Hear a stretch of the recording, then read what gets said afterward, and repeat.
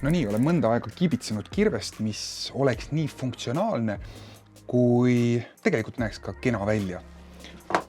Mul on mõnda aega olnud siukene kirveste lipulaev Gramfors Brooksi Small Forestex, mis on tõesti ülimalt hea kirves. See on väga mõnus õhukese ja käsitsi sepistatud teraga. Selle häda on see, et see on hea laasimiseks ja siukesteks universaalseks töödeks, aga puupakkude ja klotside õhkumiseks on ta suhteliselt kasin.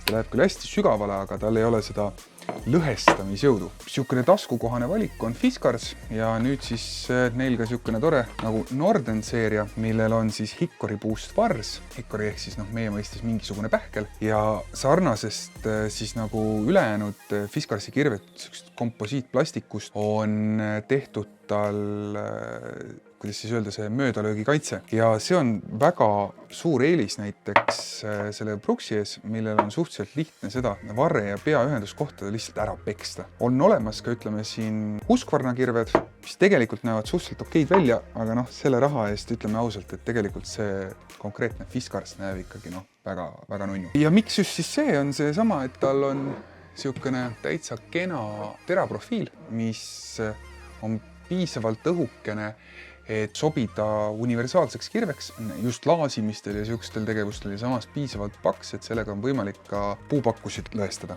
Ja minu puhul on siis see, et mulle meeldib kirves, millest ma saan vajadusel ka 2 käega kinni hoida, rohkem jõudu, rohkem kontrolli ja samas ta on piisavalt lühikene, et sobib ka 1 käega kasutamiseks. See on siis nüüd konkreetselt N10, maksab seal 70 € tuuris ja kaalub tootja andmetel 1200 grammi. Minu kaal ütleb, et on 1100 grammi ja see teeb temast siis nagu törtsu raskema kirve, kui seda on Brooks, mis siis isegi koos tupega kaalub 946. Ja on olemas ka väiksem kirves, mis peaks kaaluma kuskil niisugune 700-800 grammi, on 38 sentimeetrise varrega, see on 48 ehk siis 50 sentimeetri ringis ja olemas on ka 52 ehk siis N12, mis siis on rohkem veel mõeldud puu lõhkumiseks. Ehk siis see N10 on just siukse pikkuse, kaalu ja selliste asjade puhul siukene universaalne kirves, millega saad praktiliselt kõik asjad ära teha. Kuna ma enamasti kohas, kus ma tõesti võtan kirve kaasa,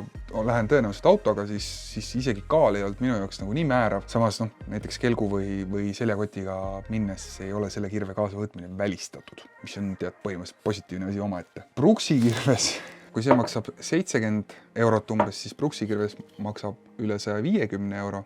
Kui sa võtad ta kätte, sa saad aru, mille pärast. Ja seda enam on see, et ausalt öeldes ma tegelikult võib-olla ei tahagi sellega päris lõket sudida. Ta on siukene dekoratsiooni ese või ta sobib igasugusteks asjadeks, aga natuke on kahju ka. Fiskarsi asjad, jah, sellega suhteliselt sarnane on siis tavalise plastvarraga X11, aga näeb välja kole kui öö, mis ei tee sellest sugugi kehvemat kirvest. Maksab pea 20 € vähem, aga ütleme nii, et metsa tahaks võtta midagi kaasa sellist, mis ütleme natukene jääks hingele ka. Kaasas on tal siukene tore funktsionaalne tupp, vutlar plastmassist, igati funktsionaalne, teeb oma töö ära, klõps kinni, turvaline, hea kuhu iganes autosse visata ei karda, et lähe kuidagi siit välja hüppaks. Küll aga on, kui su kirves maksab siukene suurusjärku 70 € ja on nii palju siis disainitud, et ta näeks ka kena välja, siis ütleme nii, et natukene oleks võinud rohkem vaeva näha ja tõenäoliselt ma võtan selle aja ja teen sellele kirvele siis korralikult see kena nahast tuppe. Küll aga on siis üks tõsiasi, mis selle kirve puhul on see, et pakendis oli kirjas, et kirves on üliterava teritusega ja võtame siit selle nööri.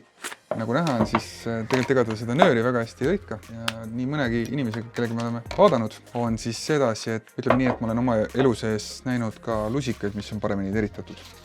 Ehk siis kirves, mis on üliterava teritusega.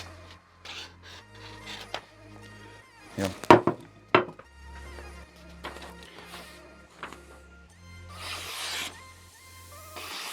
Ütleme nii, et Brooksi kirvega ma ei pea nagu selle pärast mõtlema, et ja võin vihjeks öelda, et see on tehase teritus. Võtke omal kodus A4 ja vaadake, kas teie kööginuga on nii terav.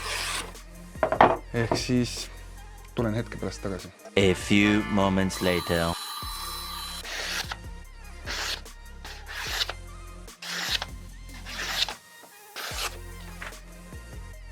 ütleme nii, et hulka parem. Ja lühidalt siis soovitus Fiskarsile. Kui sa ei suuda tagada üliteravat, nagu sa oma tootekirjeldust paned, teed ära seda kirjuta. Ütle lihtsalt, et kirjas on teritatud. Siin on siis kogu tarkus kirjas, peamiselt siis hooldusjuhend ja mingil põhjusel on pildi peale pandud ta absoluutselt ilma igasuguse terakaitseta. Tõenäoliselt sellepärast, et see terakaitse nägi nii palju rõve välja, et sellest loobuti. Peale peksta ei tohi, haamne kasutada ei tohi ja soovitavad siis kasutada kaitseprille, kaitsesaapaid ja kindaid. Jah, nii palju siis sellest. Neile aga, kes seda kirvest tahavad, leiad selle nagu ikka enam levinud, ma ei tea, ehituspoodidest või siis kui tahad minu tegemisi ja neid seda YouTube'i kanalit toetada, siis mine osta see riptelk.ee veebipoest. Kasutades sooduskoodi Mine metsa, saad transpordid tasuta. Seniks aga, mis ma muud oskan öelda, kui minge metsa. Ja neile, kes ei oska oma ajaga midagi targemat peale hakata, võtke ennast kokku ja tulge veebruari viimasel nädalavahetusel, mis nüüd lähipäevade pärast Metsavenna lõkke kohta, kus toimub esimene talvelaager. Ja paneme laagri püsti, passime metsas niisama ja vaatame, kas see kirves suudab ka päriselt puid lõhkuda.